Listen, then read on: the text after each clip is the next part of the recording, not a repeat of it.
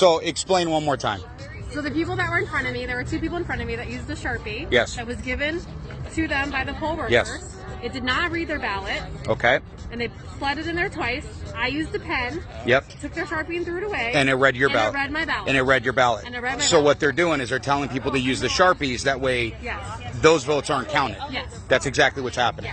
So there was other people that were in there voting with their pens, and they literally went around and they were yanking pens out of their hands. Yes, they tried to do that to me, and I took their Sharpie and I hid it because then they said, look for all the Sharpies that are not being used and take the Sharpies back. They had a bowl of pens behind them that they were not giving to people and only giving Sharpies out. There we go. So the ones with the Sharpies are not being read at all.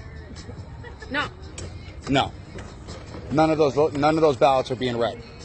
of course not. So that's and so they're doing it because they're trying to skew all of the votes in Yeah, there. and they That's didn't, exactly and they what's didn't going try on. to even slide it more than one time. They immediately took it and slid it in the front, like not even tried a second time. They just That's correct. ran it through and slid it in the front, and I was like, wait a That's what they second. did with yours? Yep, and I just went with the Sharpie, voted Trump, and she just slid it in, and that was it. But But they're not counting. They're not counting the ones with the Sharpies. And so they're forcing people to use the Sharpies, and those votes aren't being counted. Right. That's what's going on. Right. And then I posted it on my Facebook group chat in my neighborhood. They said they did it at the Queen Creek Library. They did it at ASU Polytech earlier. They're like 4 different polling places were doing Sharpies, all in like between Queen Creek and like the edge of Gilbert. Yep. And those ones are not being counted. Yeah.